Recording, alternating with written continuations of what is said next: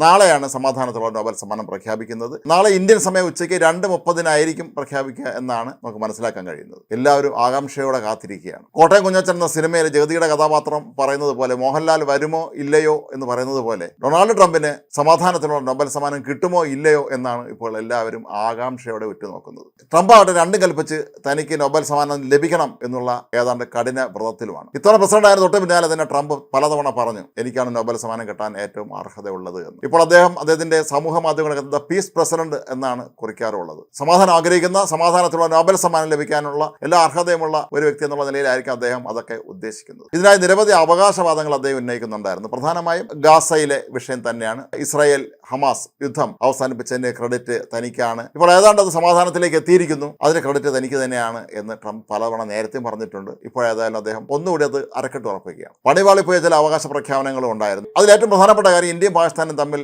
ഒരു ഏറ്റുമുട്ടൽ ഉണ്ടാവുകയും ഇന്ത്യ ഓപ്പറേഷൻ സിന്ദൂറിലൂടെ പാകിസ്ഥാന് കനത്ത തിരിച്ചടി നൽകുകയും ചെയ്ത സമയത്ത് അതിന്റെ ക്രെഡിറ്റും ട്രംപ് ഏറ്റെടുത്തിരുന്നു. നിരവധി വേദികളിൽ, എത്രയോ വേദികളിലാണ് അദ്ദേഹം ചെന്ന് ഞാനാണ് ഏറ്റുമുട്ടൽ അവസാനിപ്പിച്ചത്, യുദ്ധം അവസാനിപ്പിച്ചതെന്ന് അവകാശപ്പെട്ടത്. പക്ഷേ ഇന്ത്യ ആകട്ടെ വളരെ വ്യക്തമായി തന്നെ പറഞ്ഞു, ഇതിൽ മൂന്നാമതൊരു കക്ഷി ഇടപെട്ടിട്ടില്ല, ഇത് ഞങ്ങൾ തന്നെയാണ് അവസാനിപ്പിച്ചത്. അതല്ലെങ്കിൽ ഇന്ത്യ വീണ്ടും ആക്രമിക്കാൻ ശ്രമിക്കുകയാണെങ്കിൽ പിന്നെ പാകിസ്ഥാൻ രാജ്യം പോലും കാണുകയില്ല എന്ന് നമുക്കറിയാമായിരുന്നു. അതുകൊണ്ട് മര്യാദയുടെ പേരിലായിരിക്കാം ഇന്ത്യ തൽക്കാലം യുദ്ധം അവസാനിപ്പിച്ചു. കാരണം പാകിസ്ഥാനെ നഷ്ടപ്പെടാനൊന്നും ബാക്കിയില്ല എന്നുള്ള അവസ്ഥയിലേക്ക് എത്തിയിരുന്നു. ഇത് പലതവണ ഇന്ത്യ ഇക്കാര്യം വ്യക്തമാക്കിയത് ട്രംപിനെ തീരെ പിടിച്ചിട്ടില്ല. അതുകൊണ്ട് തന്നെ ആയിരിക്കാം ഒരുപക്ഷെ ഇന്ത്യക്ക് മേൽ കൂടുതൽ താരിഫുകൾ ഏർപ്പെടുത്താനും അദ്ദേഹം ശ്രമിച്ചതെന്നാണ് പൊതുവെ കരുതപ്പെടുന്നത്. മറ്റൊന്ന്, ട്രംപ് പ്രസിഡന്റ് തെരഞ്ഞെടുപ്പ് പ്രചാരണ വേളയിലൊക്കെ തന്നെ ഒരു കാര്യം പറഞ്ഞിരുന്നു, എന്നെ പ്രസിഡന്റ് ആക്കിയാൽ 24 മണിക്കൂറിനകം ഞാൻ റഷ്യ യുക്രൈൻ യുദ്ധം അവസാനിപ്പിക്കുമെന്ന്. പക്ഷേ യുദ്ധം ഇപ്പോഴും തുടരുകയാണ്. ട്രംപ് പുടിനുമായിട്ട് നേരിട്ട് ചർച്ച നടത്തിയിട്ട് പോലും അതിനൊന്നും ഒരു ഫലവും ഉണ്ടായിട്ടില്ല. അപ്പോൾ ഇങ്ങനെ അദ്ദേഹത്തിന്റെ അവകാശവാദങ്ങൾ നിരവധിയാണ്. ഏതാണ്ട് 7ഓളം ലോക പ്രശ്നങ്ങൾ താൻ അവസാനിപ്പിച്ചു എന്നാണ് അദ്ദേഹം അവകാശപ്പെടുന്നത്. ഒരുപാട് രാജ്യങ്ങളിലെ വിഷയങ്ങൾ താനാണ് അവസാനിപ്പിച്ചതെന്ന് ട്രംപ് വീണ്ടും വീണ്ടും പറയുന്നു. അങ്ങനെ തനിക്ക് ഇത്തവണ നോബൽ സമ്മാനം കിട്ടണം എന്ന് തന്നെയാണ് അദ്ദേഹം വാശി പിടിക്കുന്നത്. അദ്ദേഹത്തെ പാകിസ്ഥാനെ പോലുള്ള രാജ്യം, പ്രത്യേകിച്ച് അവിടുത്തെ